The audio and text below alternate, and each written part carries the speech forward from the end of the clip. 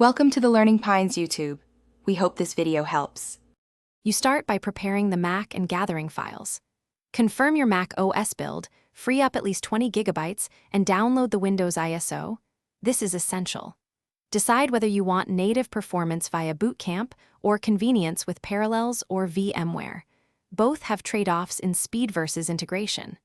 Once done, place game installers and Windows Media on an external drive or separate folder, and create a QuickTime machine backup so you can revert if anything goes wrong. Next, install and configure Windows.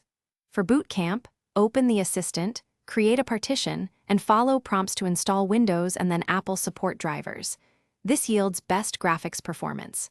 For virtualization, install Parallels or VMware, mount the ISO, assign at least 4 gigabytes of RAM and multiple CPU cores, and enable 3D acceleration. Make sure to install DirectX or Vulkan runtimes and map your controllers.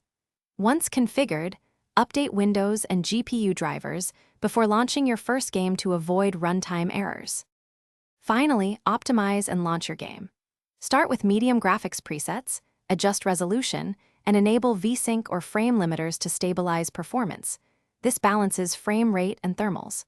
Make sure you use Boot Camp when you need peak FPS, or virtualization when you need Mac integration like shared folders.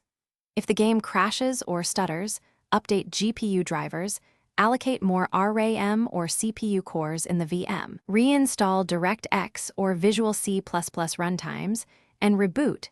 That single troubleshooting step often solves most issues. Thanks for watching. Consider subscribing if we helped you.